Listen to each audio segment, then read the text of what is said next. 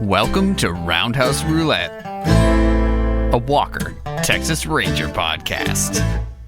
Each week we recap and review one of the 200 existing Walker, Texas Ranger episodes randomly selected by Roundhouse Roulette. I'm Evan Dalton, here with my brother Adam.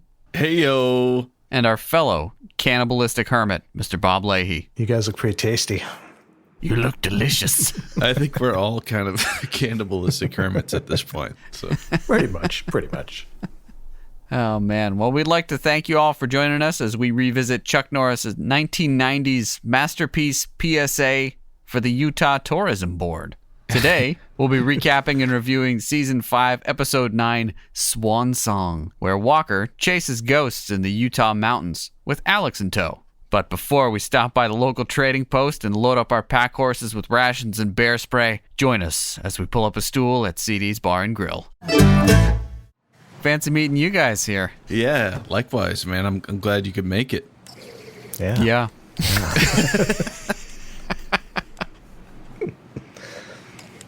It's just been one of those weeks. Although I think we've seen each other a fair amount the last week. So Yeah, we've been working hard on all sorts of stuff, reboots and whatnot. to be clear, not a reboot of the podcast. I think where you need to. It's about time.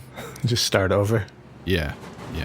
I think we could do it better now. So I think we just start with the first episode, rewatch it, and pretend we never saw it. Well, this week we've got a real special treat: a Belly of the Beast Imperial Bacon Stout. Oh my God. From Rockingham Brewing Company in Derry, New Hampshire. And although there's not much of a description out there, I did encounter this scratched into the side of a cave. It appears to be last words, maybe some sort of poem from someone who met their demise at the end of either a bear or maybe a cannibal. They say, delve through the dense froth into cavernous black layers of roasted malts, engulfed with smoke and infused with salty sweet bacon. If you dare, enter the belly of the beast. Let's get this beast into our bellies. How about that? Yeah, you guys ready to slap some bacon on that griddle? Yeah, let's do it. There's a hashtag on the can. Hashtag canned ham. Oh, Lord. Okay. I gotta say, it smells real good from here. Yeah, this is pouring out like some sort of strange chemical concoction. I don't know whether or not I want to look for the bacon or imagine that there's no bacon and see what I think. You know, I hear this is best served with some crumbled up bacon bits on top. Maybe some maple syrup around the rim of the glass with some crushed up bacon bits. I'm going in here, boys. Let's give it a All go. right. I'm getting smoked. I don't know if I'm getting the bacon yet. But that's there's probably a something good thing. Yeah, it's pretty smoke forward with a subtle kick of ham at the end. I think this is one of those beers where if you got it served to you at the bar, it would be in a very small glass. I think that'd be much more appropriate. 16 ounces might be a bit much. We'll see. So dare I ask, do you guys dig the pig? It's pretty hard for me to say I don't like a beer, and I don't. I think it's okay. I don't know if I'd go after it. Okay, how does it compare to that Hermit Thrush sour beer we had a while back? That beer probably killed your taste buds, so you probably aren't even tasting this one correctly. Well, as a rule, I generally like stouts more than sours, so I'm going to stick with this one. I'm digging this one. It's pretty smooth once you get past that first initial smoke. And then I think I have throat cancer now, though. It's pretty smoky. Yeah. I was worried it would taste too much like ham. Now I'm kind of wishing there was a little more ham in my mayo. You know what I'm Yeah, saying? so I actually brought a chocolate chip cookie to try to offset the ham. But it just tastes like smoke, so I don't know if I want a smoked chocolate chip cookie or not. I will tell you, though, this does live up to the name Belly of the Beast. I came across this article a while ago, and somebody took the time to catalog every truck that Chuck Norris drove on the show Walker, Texas Ranger. So he's got Season 1 debuted a GMC Sierra. and he's got that here. Look at the interior of that Dodge. Yeah, it's pretty fresh. It's got the Ranger emblem on the armrest. That's a new one. That's definitely a new one. That it's got a touch screen, guys. Come on now. Is that? Oh, yeah. Wow. Okay. That's And look at behind the steering wheel. See the badge in the dashboard? that rules. So pretty much he was GMC for a season, and then he switched over to Dodge Rams, which was kind of like his standard issue for the rest of the series. But the blog notates that when they did the reunion special in 2005, the Trial by Fire TV movie, they gave him an upgrade. And it's a Viper-powered Ram SRT-10 pickup. Ooh, yeah, like Dodge Viper, the 10-cylinder. That's cool. But that's not that one in that picture. That picture clearly says Ram 1500 V8 with a dent in the side of the door. Yeah, I mean, I was going to say this blog maybe doesn't need to be on our website because it's already been done. But it's looking like we might need to redo this with a little more information on our website. What do you say, Evan? I feel like we know less about trucks than the person who wrote this article. Maybe. That's probably true, but you could learn, and this would be a great way to learn. I'm not sure I really want to learn. Yeah, I don't know if that's interesting or not. We'll let you guys decide. We'll pop it up on the episode page here. Okay, so our father shared us this video, and apparently this was on Jeopardy this week. Taekwondo 200. Taekwondo means the art of kicking and punching, and it's renowned for powerful kicks like this turning one with the circular structure in its name. Madeline. What is roundhouse? Yes. Thanks to Z. James for presenting that category. Wait, roll it back. Let's confirm that. How did she describe it versus how Mondo did? And it's renowned for powerful kicks like this turning one with the circular structure in its name. It's a Yep. it's a turning Yep. kick Checks with a out. circular structure in its name. But it doesn't necessarily say it goes all the way around. Still confusing as hell. No, but that's what Mondo said. You're set up with your dominant leg kind of in the back, and you come around, and it's meant to be a real powerful kick, Mm-hmm.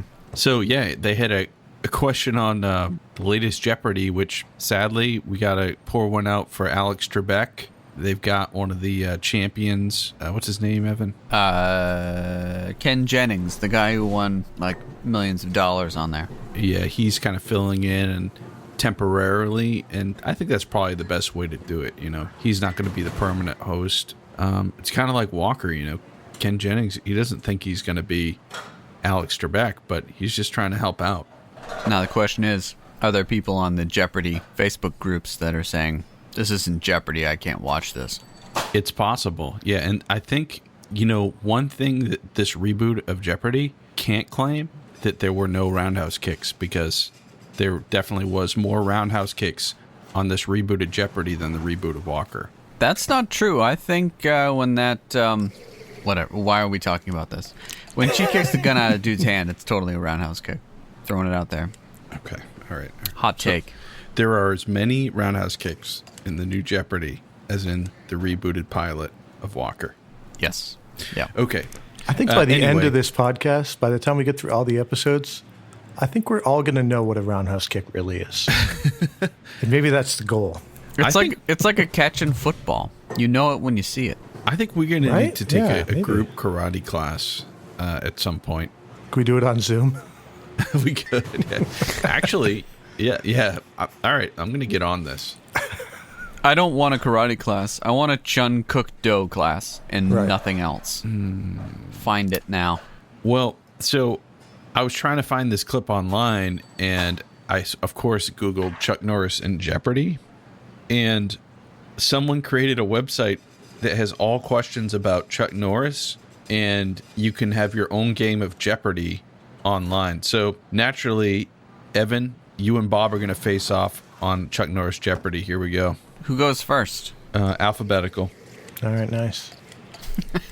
All right, so and we'll share this link online as well, but you can play your own game. It's probably the same questions though. So I'll take natural disasters caused by Chuck Norris for 100, please. okay, yeah, here we go. Why is Rudolph's nose red? What is because Chuck Norris kicked him in the face? Okay, let's see. What is he talked back to Chuck Norris and he roundhouse kicked him in the face several times? I mean, I was kind of right. You got that to me. You got it right. So Bob won. I guess you get to choose another. Let's go with pain for 100, please. If you were walking, Done. Done in the street? okay, yeah, this needs a little work here. But if you were walking down the street and Chuck Norris roundhouse kicked you, what would you do? What is die? What is have the undying urge to say thank you? Yeah, I'm sorry you didn't get that one. Yeah, my bad. We'll give Evan a shot here to catch up. All right, I'm going to go for roundhouse kicks for 400. Oh, he's going to try to bring the pain by upping the gain. Why does roundhouse kicks not have a 300? Neither does pain. I don't know. There's a lot of weird things about this website. They usually come in pairs. That's why. Oh, okay, cool. Black holes are created from what? Roundhouse kicks? What is when Chuck Norris roundhouse kicks the star in the face? I did not get that one. I mean, I don't know. I'd say get half credit. yeah, I don't know if you can do half credit, but yeah, I mean, when the category is roundhouse kicks, pretty much every answer is going to have something to do with roundhouse kicks. yeah, right? you probably can just say roundhouse kick. I'm going to throw it out there. I think that this is fairly basic Chuck Norris fandom right here. And the true fandom is actually watching his TV show and reviewing it. Also, do you know where this came from? Like, who made this? I don't know, but I guarantee they have all the information from my computer now that we've used this website. Yes. He's currently mining all of your files for personal data. I'm going to call it a draw. You guys, it was a pretty solid outing here. Yeah. I think we'll leave Jeopardy to the professionals. Well, we've got a lot to cover this week, so let's get on into it. If you're watching along at home and don't want any spoilers, hit pause, watch Season 5, Episode 9, Swan Song, and come right back to us. Welcome back. Let's dig in, boys. This episode originally aired on November 16th, so it's a Thanksgiving episode in 1996, but it opens on an earlier date. Does it ever? We get this kind of meandering shot of a small town, and there was this thing back in time where it was like something that would come out every day and was delivered to homes, or it would tell the news. Yeah, it was like printed on paper. News Writing? News writing. That's probably what it was. I think Yeah. that's what it is. Yeah. There was a news writing box downtown, and the camera zooms in on it, and we see the headline for the day: the presidential results for George Bush's election. This is George Bush Sr. So 8 years in the past from when this episode is airing. So we're already like, oh, that's way back. What do you guys think of Walker's look back in 1988? Oh. Well, before we talk about his look, maybe we can talk about the ride he moseys into this downtown with. And this is the small town of Dime Box, Texas. Okay, so it's kind of, a little bigger than a one-horse town. It's got a downtown, so it's already doing pretty good. But Walker drives up in, is it a Chevette? Is that what it is? That is a Chevy El Camino. Oh, yeah. That is a classic. And why wasn't this in that article about what vehicles Walker had? That's Yeah, true. Clearly he had El Camino in one episode flashback. Oh, so yeah, he's driving up in this El Camino, and the back of the El Camino is packed with Walker bad guys. That's great. And it's like, oh, he was doing this stuff even before the show aired, like where he'd arrest people and say, okay, just climb into the back of my truck where you could easily jump out at any time. But that's the way he operated, he'd just kick their ass and throw in the back of his pickup truck once he had the truck. But before that, apparently it was El Camino. That's kind of like a truck. I kind of wish he had the El Camino for the rest Like of the the whole- series. Would have been way cooler. Yeah, I mean it's kind of ridiculous. There are like 4 or 5 guys in the back of that thing. And it's like that car was not built to carry that much weight. Especially those guys are pretty big boys too. Yeah, Yeah, and big beefcakes. fellas. With the and it's at least like 60 pounds of flannel too. So Oh man, but not for Walker. I mean, he's driving, right? And so he pulls into the town up to the sheriff's police station or something, and the sheriff is kind of standing there waiting for him. Hashtag old friend. Yeah, and hashtag old friend, because he Total knows old friend. Walker and kind of talks to him about, if you want to go lock these guys up, you know where I keep the key for the jail. Because I guess this is a regular thing Walker has been doing. So Walker's like, oh, yeah, I'll go throw these guys in jail if you want to go tell your wife I'll be there for supper because I love her meatloaf. It's the best. It's the best meatloaf. But yeah, before we get any further, though, what does 1988 Walker look like as he steps out of that El Camino? Friggin' beefcake. That's what he looks like. Well, for one, Walker doesn't age. The only thing that changes about Walker is his hair length. And he's got 1988 appropriate hair, which is to say that attached to his camel-colored cowboy hat is extremely long hair. Really long, yeah. And he's got like a tan leather jacket that's pretty badass too, right? Perhaps even more badass is the sawed-off double-barrel shotgun that is strapped in a holster to his leg, his right leg. He also had some kind of string that he tied around his leg, which kind of that was to keep very the bottom. That was to keep the bottom part of the shotgun from flying out when he runs. I think. Okay, I thought it was very Steven Tyler. Super. Yeah, for sure. He also did kind of look like Dog the Bounty Hunter, which is our second Dog the Bounty Hunter reference. A little bit, yeah. Yeah.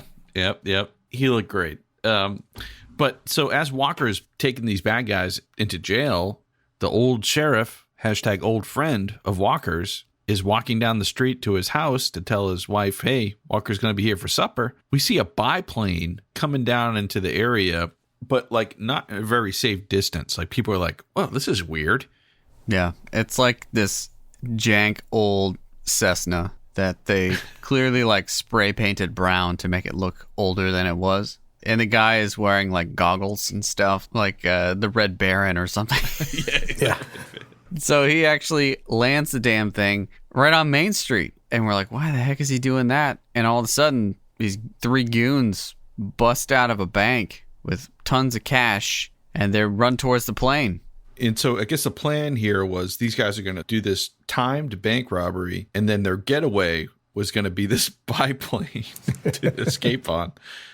Pretty solid. It's a pretty good plan until their ringleader there, his name is Burbage, a large beast of a man, hops in the plane, and the other two guys are like, wait, there's no room for us. And he says, joke's on you, shoots both of them dead in the street. And then the plane starts to take off, and the sheriff's like, oh my God, I got to stop this. So he's got his handcrafted walking stick in his left hand and his trusty pea shooter in his right hand, and he aims. He does not fire. Instead, he gets fired upon, taken out. Boom. Yep. Taken Gunned out by down. the guys in the plane. And Walker kind of sees this from a distance because he just got out of the police station, and that's his old friend that just got gunned down. For sure. He knows he's got to go after that plane, right?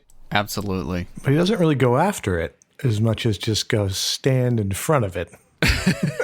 And let it come to him, right? Yeah. And this is where we see this amazing piece of his. Yeah, he pulls out the sawed-off shotgun, and I'm thinking this is going to be the most epic super shot imaginable. There is a lot of build-up to this showdown between standing in the middle of the street, 1988 Walker, long hair, leather jacket, sawed-off shotgun, and a Cessna that's bearing down on him fairly rapidly. He aims, and he misses.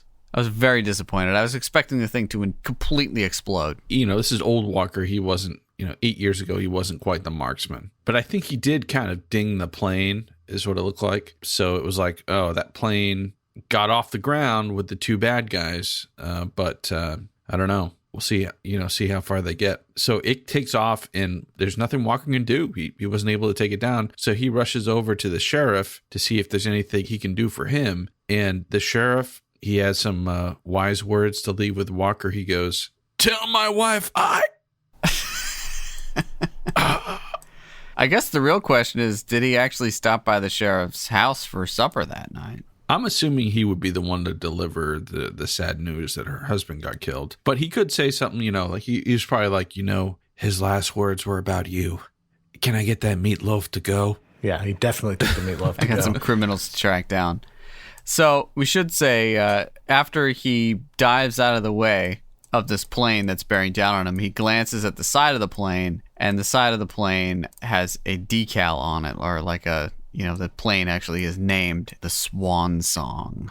All right, so 8 years later, we zoom into the Cradle Mountains of Utah. And there appears to be a man. He's riding a horse. He's got another horse that's got supplies on it. He's, clearly up in the mountains. He's just sort of reaches this opening. He hears this weird sound. The horses are getting freaked out. He's like, what's that noise? Instead of being like, oh, that's probably a bear. I shouldn't get off my horse. I should leave.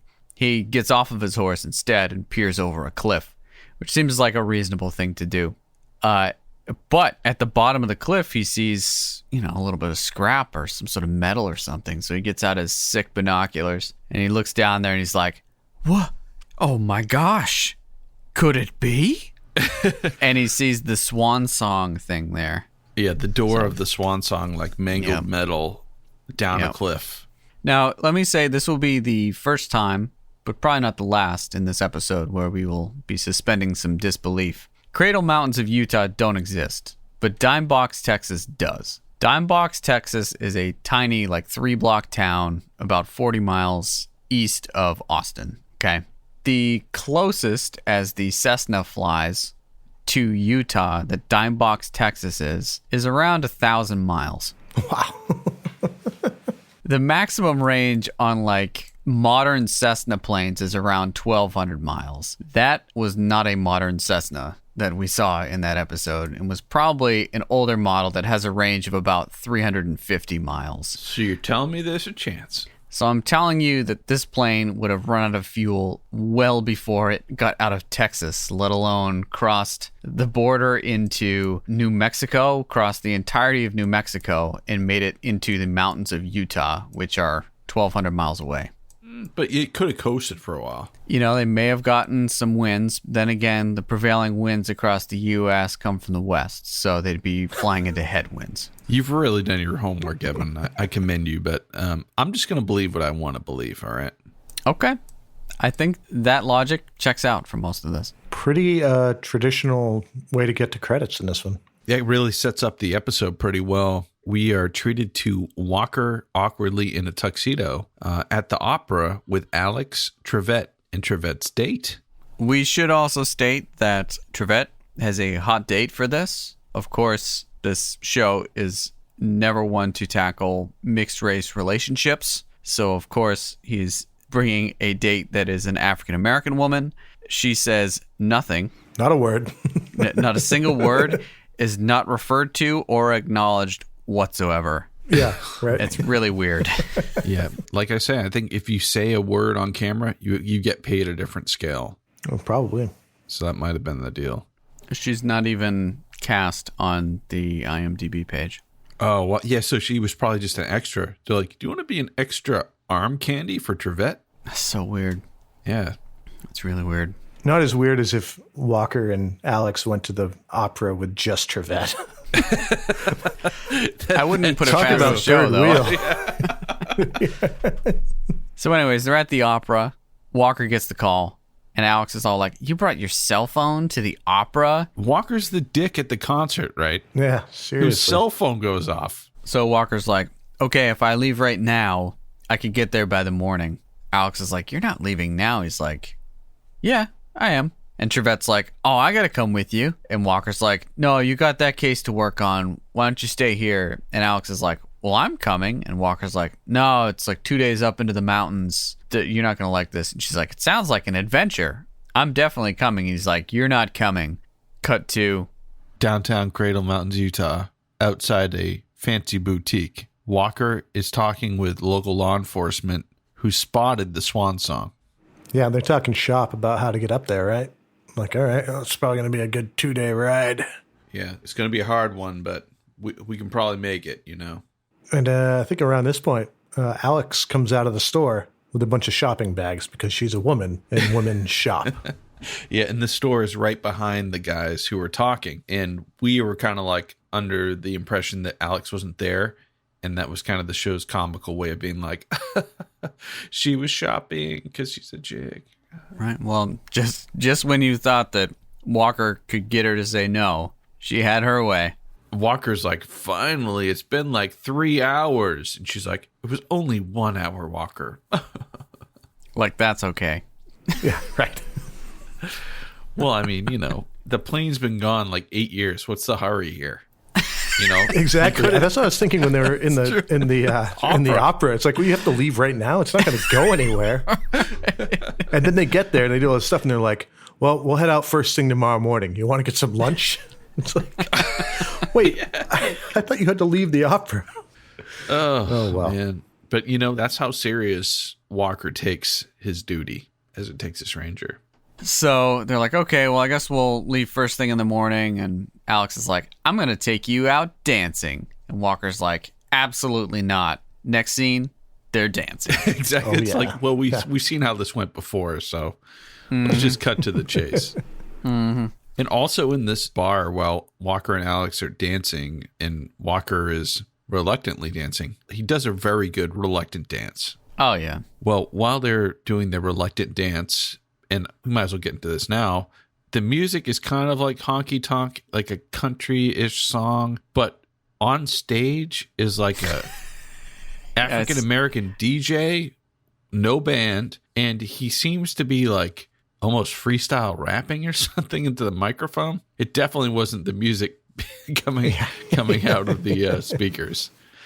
And at one point, when we first come into this scene, Alex attempts to sing along to a song that doesn't exist. You can tell the direction is like, Alex, we don't know what we're going to put in here, so just kind of try to sing along, but don't be too specific because we need to match it up later. But then we kind of pan over to one of the local police officers who was talking with Walker earlier, and he was flirting with this younger girl who, she's got to be at least 20 years younger than this guy, right? He's like, hey, got this big Texas Ranger here in town, and we're going to go track down this lost plane that had $3 million in it when it went down and was never found, and we're going to go out there and find it. She's like, well, maybe when you get back, you and me can hang out. And really, the whole point of that interaction was so that this kind of gruesome looking dude at the bar overhears this whole conversation. And he's like, oh man, there's going to be an expedition for $3 million. And he kind of just files that away into his thick skull. And we're like, this can't be good, right? Yeah, this guy's trouble. But, we're left to wonder sort of what's going to come of that, because we basically cut to the next morning. They go on this expedition. So we get this nice little montage of them riding their horses up into the wilderness. Very beautiful. They have a good time crossing the streams, wandering around. They make like a campfire. A couple times they hear this strange noise, and Walker keeps saying it's the wind. So, you know, I'm sure it's not.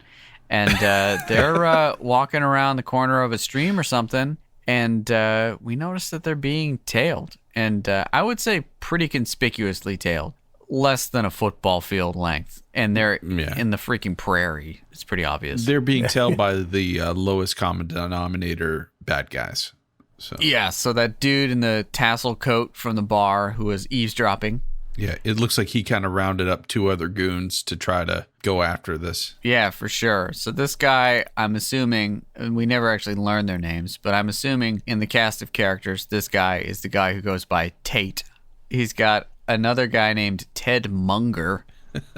I'm going to assume that's the skeezy guy. No, the skeezy guy has one name, and it's Kelbo. Kelbo? Like, I don't know who came up with that name or decided to give it to him, but he had it. Tate was the guy who was at the bar overhearing everything. He looked like a Tate. I'll give him that. Sure. Well, we haven't done this in a while, but I thought that this scene kind of facilitated a roundhouse reenactment. Let's set this up here. As Walker, Alex, and the 2 local sheriffs ride off, 3 men on horseback watch on secretly from a hill above. Whoa, hold up now. There they are. Whoa, easy boys. We don't ride up on their heels. You got that straight. Especially no Texas Ranger. No Texas Ranger gonna scare me out of $3 million.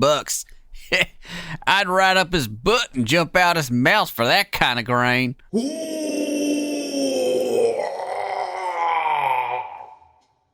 What was that? Just the wind coming out of the Cold Creek Canyon. What'd you think it was? Bigfoot fixing to jump out from behind a tree and chew off your nose? Let's go. We'll follow him right to the money. Let's kind of like deconstruct this line here. Okay? I'd ride up his butt and jump out of his mouth for that kind of green. So $3 million is his price. Like for $2 million, he's not going to climb up Walker's butt and out his mouth, right? Not climb. This is the interesting thing. If we're really dissecting this, he rode up, which means that he's riding something else. He was sitting on a horse when he said the line, so. Yeah. So the park rangers, they lead Walker and Alex right to this cliff edge, and they look right over, and there seems to be some wreckage down below. Walker says, I'm not sure if that's it. I've got to get a bit closer. To which I say, why didn't the ranger bring his binoculars again? Come on now. He just wanted to get down and investigate things. So the easiest way to get down there, rappelling, of course. Yeah. So he's like, I'm going to rappel down. And Alex is all like, that sounds great. I want to do that too. And Walker's like, absolutely not. And she's like, maybe you don't remember, but I know how to rappel. I ran ropes at my women's retreat. And he was like, are you ever going to agree with me when I say no? And she's like, no. Cue harmonica. So they rappel on down the cliff, and sure enough, it's the Swan song. And Walker kicks the door off the thing, and there's a skeleton in there. It's the pilot. And he's still got the pilot's cap on the guy's head, right? Yeah, so it's pretty obvious. And Alex is like, is that Burbage? And Walker's like, no, Burbage was a much larger man. And he could tell that just from looking at a skeleton. You only saw the skull. Yeah, for sure. Yeah, he knew. He's an eyeball forensic scientist. Yeah. Are you kidding? Of course. Of course. He looks at the skeleton and he can see the body that used to be around it. Exactly. Yeah, absolutely. He notices immediately that all of the money burned up in the crash. So the $3 million that the guys are looking to get is gone. It's gone, man.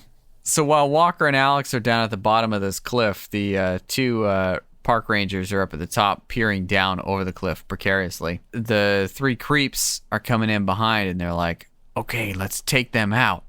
Once we take them out, it's just the ranger and that lady, and they'll just give us the $3 million. So they didn't really think this through at all. First off, they don't know that the $3 million even exists. Right. Mm-hmm. The real strategy would be wait for them to send the $3 million up to the top of the cliff. Yeah. But, they're not the brightest team. So, yeah, instead of, waiting for the money to get brought back up, they just shoot the two park rangers. One of whom, just takes a header over the cliff. Walker looks up after hearing the gunshots, and he, pushes Alex out of the way, and this guy's, corpse just, falls down next to them. At which point they realize, okay, something's obviously not right. And so the bad guys, they shout down, all right, Walker, we'll take that $3 million, and you can keep your life. Just send it up. And Walker actually tells the truth here, right? It's like, yeah, for sure. There is no money. Sorry. But they don't believe him. So pretty much Walker's like, crap. I'm down here with my girlfriend. There's some crazy rednecks up there. They're probably going to shoot down on us. He gives his sidearm to Alex and says, hey, stand close to the cliff, and if anyone pokes their head over, shoot.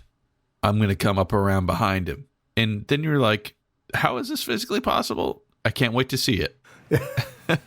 So they rappelled down this cliff that was, 60, 80 feet. Oh, yeah, for sure. It's usually a lot faster to go up than down. Oh, yeah. Rock climbing. Yeah. So he does have that going for him. So he's climbing up the cliff, and Kelbo actually puts it together. See, Kelbo is super bright. He's like, hey, how do you know that? Well, okay, this scene was torturously long. They keep shouting down at Walker, and there's no response. So their response is to just keep shouting down. So Kelbo's like, how do you know he's not just coming up behind us? And they're like, oh, Yeah, that's a good point. And then they tell the other guy to stand watch, and the other guy has the appropriate response, which is to run away on his horse. Just flees. Yeah, He's just out of there. He's like, He was the I one don't who want was to deal with it. cautious about Texas Rangers to begin with. He's like, I'm not messing around with this. So he rides away, and he succumbs to whatever was creating the strange noises. Yeah, a bear or something, I think. Something. And so that leaves us Kelbo and Tate at the top of the cliff. Yeah. And Walker climbing up behind them. I mean, he makes great time coming up that cliff. There's a few shots of him like climbing on rocks, and then it's enough shots of him doing that to be like, okay, it's enough time for him to be up here to wreck house. So they peer down. Alex shoots back at them, and just as they're recoiling from that, Walker just like pounces, does a kick straight to the center of Kelbo's back, does a little roundhouse kick action on Tate. The two of them are pretty floored, but at this point in time, there's strange bellowing, roaring noises. Exactly like that. And Alex starts freaking out. And this so is down Walker's the cliff. The sounds Yeah. are coming at the bottom where Alex is. So she's hearing this weird sound, and she's like, Walker, there's something down here. And Walker's like, I'm trying to get these guys taken care of. But he's like, I got to get my girl. So he's like, grab the rope, and he pulls her up from the cliff, which gives Tate and Kelbo enough time to get away and regroup. So he pulls Alex up, and she's like, I don't know what was down there. Walker doesn't know either. But there were a few like POV shots from whatever like being was around, kind of creeping on whoever it's encroaching upon. Oh, yeah. There's a lot of bear cam going on. Yeah. Yeah, bear cam. Yeah. So that was quite a close call there. And she was pretty freaked out, Alex. But they regroup and they begin their descent down the mountain now that their horses have been scared off by all the action. So they're sort of working their way down the mountain. And, obviously it's going to take a while. So they decide to make a camp. And, they camp down by the river because, what's the river if not a food source for like large mammals and things? So they're just camped out by the river and, they're all having a good time. And Alex is all like, oh my God. And Walker looks over and there's a baby grizzly bear. It's so cute. It is very cute. It's pretty adorable. But Walker says the wise thing, which is, well, we better get it to leave because there's always a mother nearby when there's a cub around. And he kind of shoos the cub away. Walker talks to animals. So he's like, oh, go on, get. He's like, okay, better leave, bud. It's like, okay, but I'm going to go get my mom. And Walker's all like, okay, it's gone now. Like, that was the most foolish thing he did this entire episode. Because maybe a couple hours later, Alex is sleeping and he's sort of just like staring over at her and like saying, well, I guess I won't sleep tonight. I'll just be standing watch. And it's a good thing he is, but it's also a bad thing he is because out rushes #mama bear. Oh, we see a little bear vision before that Definitely. coming out of the woods. yeah. And Walker is mauled by a giant ass bear, and he's fighting this bear, and there's even shots of him like kicking the bear. Yeah. It's like, Yeah, it's got classic Walker Texas Ranger sound effects for when he kicks the bear. and I can only imagine it's like the bear's trainer is like kind of roughhousing with it in Walker Yep. clothing. That's all. Yep. So, for the record, if this bear looks familiar, that's probably because it's actually in another Walker Texas Ranger episode. This is Brody the bear. What? Brody the bear. He's got credits? Hell yeah. Brody the bear. He's in the Union. He's uncredited, actually. But Brody the bear was also featured in The Bachelor Party. Oh, I can't wait to He get was to also that. on a cover of National Geographic. So, Brody the bear. There you go. Wow. Well, Brody is fighting Walker, and Walker is kicking a bear with the same sound effects as a normal fight. And I think there are a few shots of like a fake bear paw being dragged across in front of the camera. Doesn't it happen in this episode a few times? Oh, for sure. Yeah. Yeah. Any of those establishing shots that are like, oh yeah, so Chuck Norris is in this scene. Okay. There's a fake bear arm that's pulled across the camera. And it scratches his chest. It looks like silly putty, right? Yeah, he's pretty messed up. Yeah. So the bear got him good. And then he just like, oh, I just got to make eye contact with this friendly beast. And they have an understanding via telekinesis. They definitely establish a link. So I think at some point when you're struggling against a 900-pound animal, you realize that Chun Cook Do training is maybe not the same as Cherokee training. That might not be solving the situation. Mm-hmm. So he taps into his inner Native American and communes with nature through eye contact. And there's a lot of fading back and forth between Brody's sweet face and Chuck Norris's. And at that point, the bear's like, okay, peace out. And it just runs off. And Walker, he keeps the stare up just long enough to see the bear run off and then totally collapses. Alex runs to his aid and she administers first aid like you'd imagine an assistant district attorney would, in that she rolls up her jacket and gives him a pillow while he's like bleeding out from the chest. Right. Yeah, and it's raining and it's cold, and they kind of rest a while, and we assume it's the next day. They kind of wake up. Before that, though, like Walker's asleep and he's having like blue-toned flashbacks of scenes from previously in this episode. And he's having all these flashbacks, and then all of a sudden a tree gets struck by lightning and catches on fire. And then he wakes up, and Alex is like, don't move. I just stopped the bleeding. Yeah, whatever she had to do, she did, which was good. Yeah. And meanwhile, we see the bear again. At this point, we're like, oh, all those sounds, they must have just been the bear. Very good on the show, actually. So we see the bear walk off, and then all of a sudden, that noise we thought was the bear is taunting the bear. And we pan over to Encino Man? Yeah, kind of caveman. How would you describe this guy, Bob? It's like a baseball glove that's been sitting in the sun for 30 years, maybe. I don't know how else to describe it. Someone who created this show clearly watched the film that received a fair amount of critical acclaim 2 years prior, Mary Shelley's Frankenstein. Mm-hmm. It's basically the same makeup job. So anyway, the Neanderthal guy starts howling at the bear and scares the bear off. So we're like, damn, well, these woods are far more dangerous and treacherous than just woods with Utah mountains with bears. There's some other creature afoot. But Walker finally wakes up from his deep slumber, and Alex is like, what are we going to do? And Walker's like, got to find some herbs. Yeah, and he kind of turns on his inner herbologist here. Yeah. Yeah, after he sleeps off the bear wound. I thought that was funny, too. It's like, overnight, Alex is like, don't die on me. And he wakes up next morning, he's like, oh, you go get some herbs.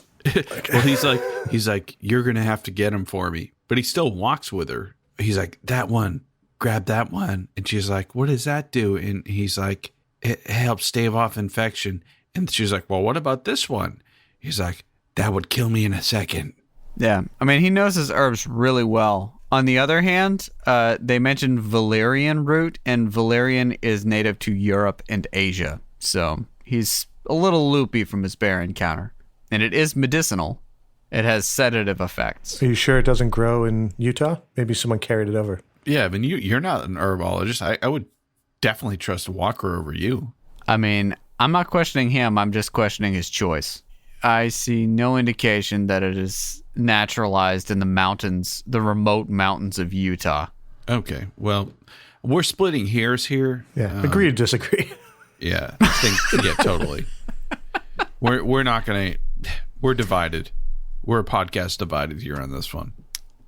I'm just saying, I refuse to dispute facts. I believe what I want to believe, but okay, let's move on.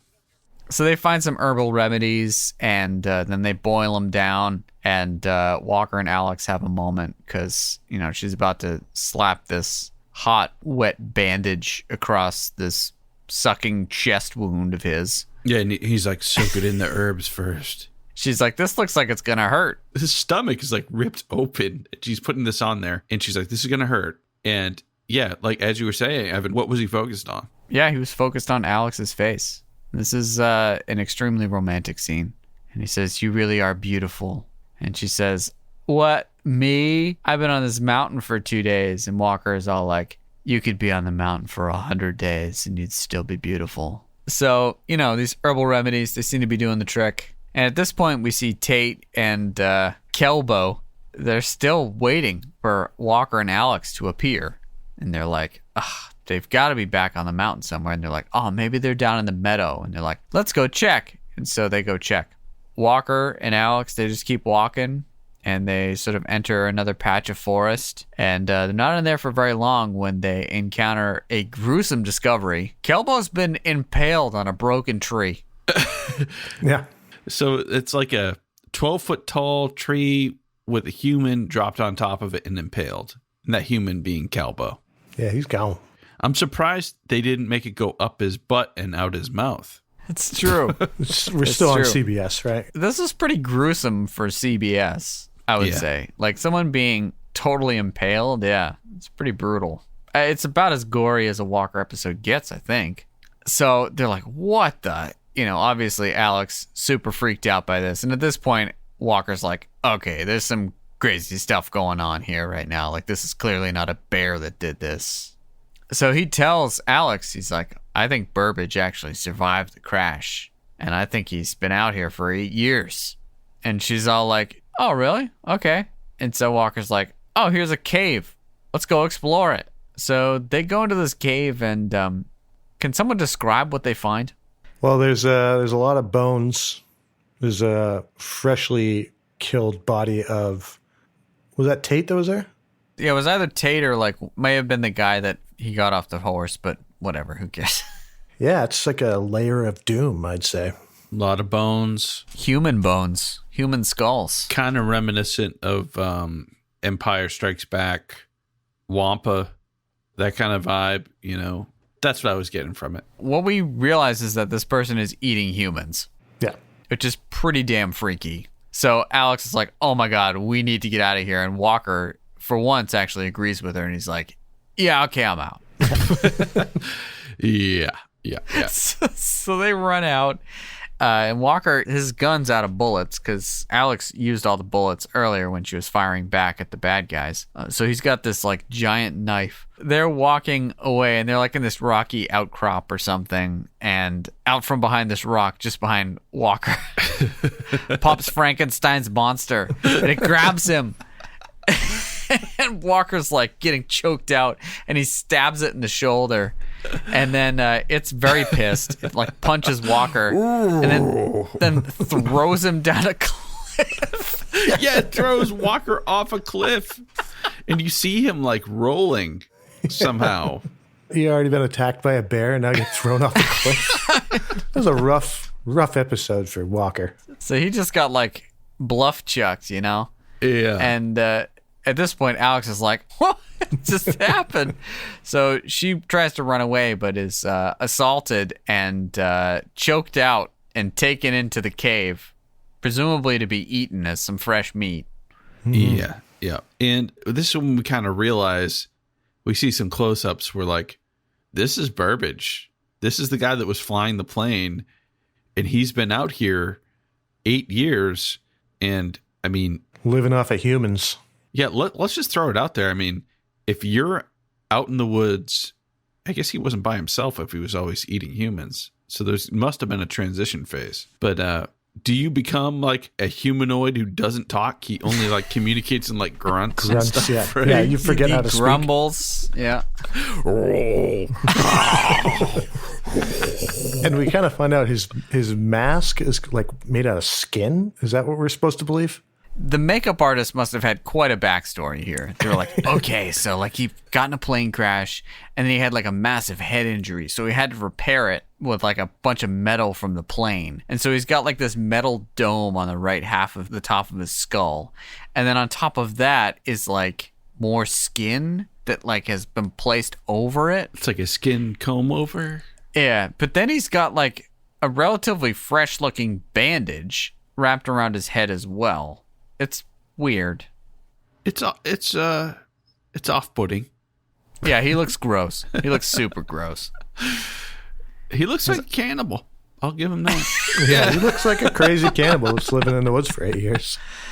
So Alex gets brought into the cave, and Walker is like trying to come to at the bottom of this cliff. And he finally is like, oh my God, Alex is screaming. I got to climb up yet another cliff. This time, having been mauled by a bear and thrown down this very cliff. Meanwhile, Alex is in the cave, and she has this weird, like, Frankenstein's monster type of moment where it's like trying to communicate with her. Oh, And she's like screaming at He keeps looking back and forth between her and like the dead body behind her. He also lights a fire like he's ready to do some barbecue. Mm-hmm. But yeah, and so he starts like chasing Alex around the cave. She picks up a jawbone and like tries to beat him with it. But like they run around in circles. She very easily could have darted out of the cave entrance.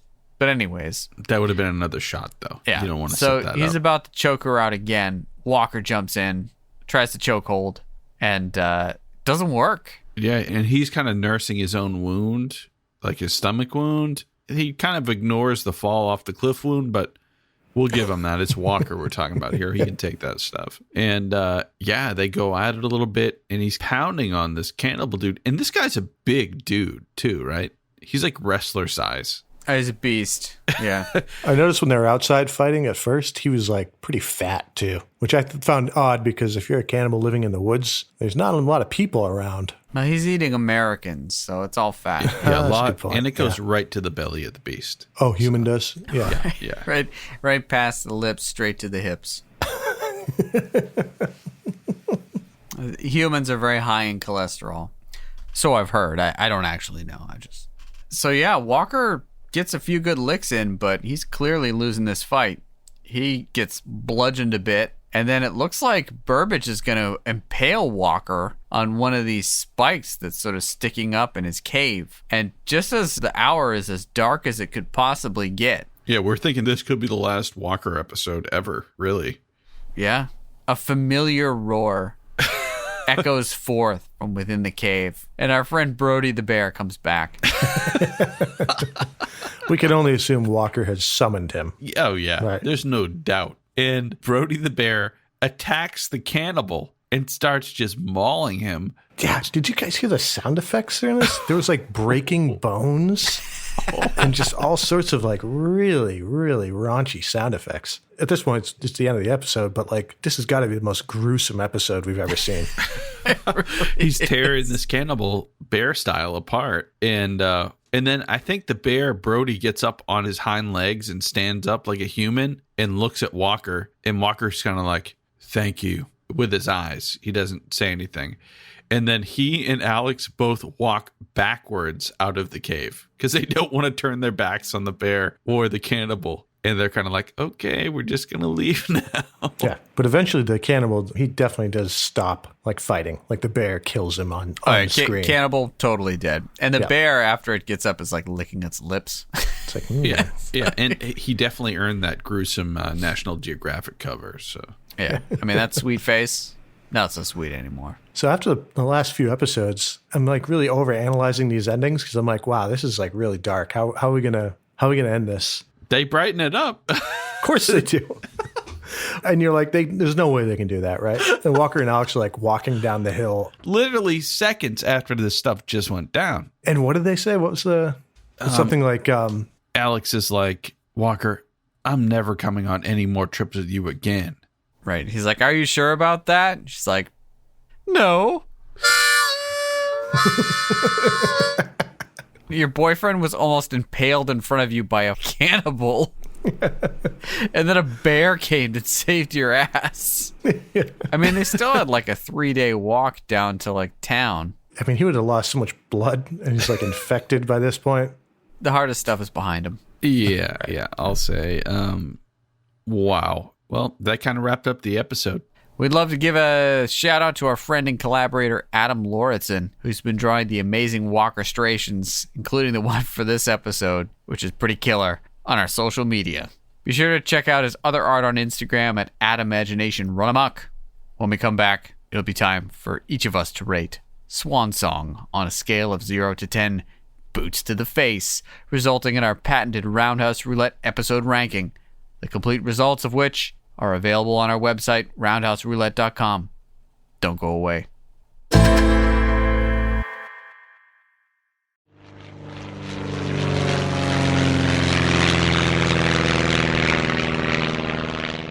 Greetings, pod listener.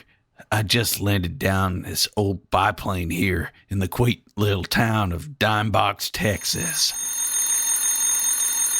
Sounds like the boys successfully broke into the Dimebox Savings and Loan Bank vault right on time. I best be alert so we can make a smooth getaway. Well, I may be a bad guy, but even a broken clock is right twice a day.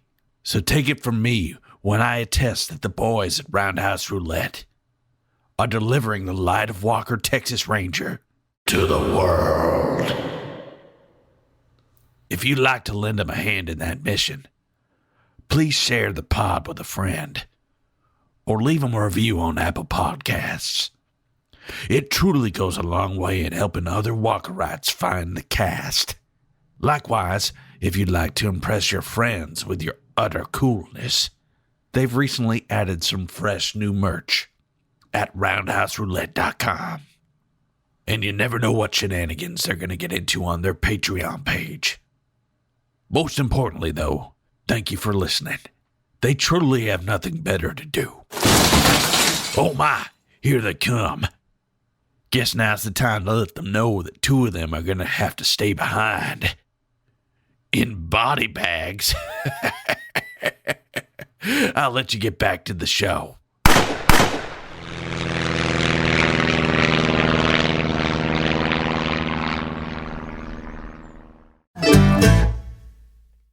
Welcome back.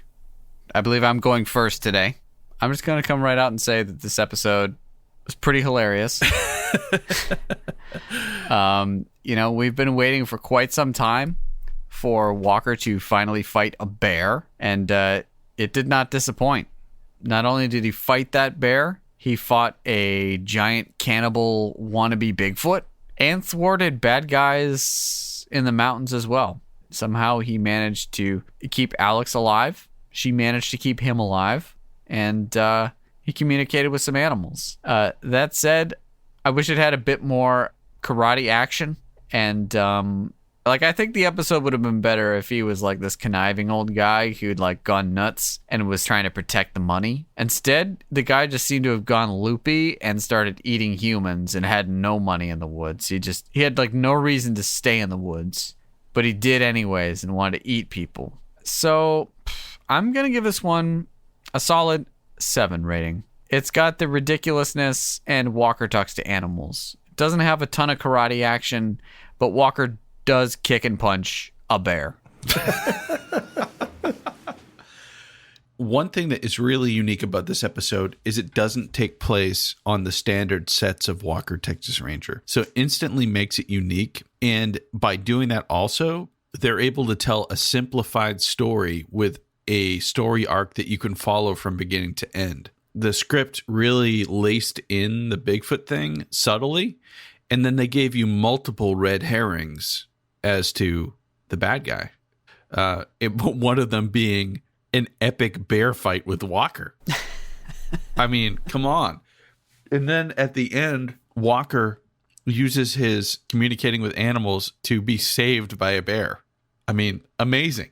What we gave up was explosions and more fights because they were more isolated. So that takes it down a little bit for me, but it was almost kind of refreshing too to have a different kind of Walker episode, but it was a little slow. Like, I think if someone was just seeing this show, not knowing what Walker Texas Ranger is, they might not get to the awesome parts at the end. You know what I mean? Because usually the momentum just keeps you going along. But this one was kind of like a slow build. Dude, the bad guys are on point here in this episode.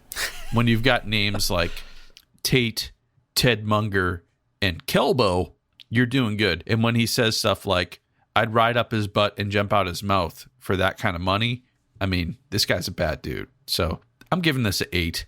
What'd you think, Bob? Yeah. I'm feeling you. I had 8 for this one too. Think about this. Walker gets in, you could say there's like 4 encounters, fights that he has. Oh, he does try to shoot down a plane with a sawed-off shotgun. So, I mean, yeah, by the time you get to the end, you forget about how badass he was at the beginning. But he loses in a fight with a bear, and then he loses in a fight twice to the cannibal. But it took a bear mauling him first for that to happen, because normal Walker would take this guy out in a second. So, oh, totally. Yeah. But that's just one of the weird things about this episode. I would never think that you'd rank this high. I wouldn't recommend it. But then I'm like, but I loved it. Yeah, I'm glad you guys ranked it a bit higher than me, just because, I think this episode is completely outrageous. It's so good. So good. So good. All right, so that gives this episode a Roundhouse ranking of 7.6666 boots to the face. Well, I think we can all agree that social distancing for 8 years or more may have negative impacts on your mental health. But please do let us know what you think on social media or by emailing us at roundhouseroulette@gmail.com. When we come back, we'll spin that Roundhouse Roulette wheel and see what next week's episode is. And we're back. Bob, ready to give that wheel a humongous spin? I'm so ready.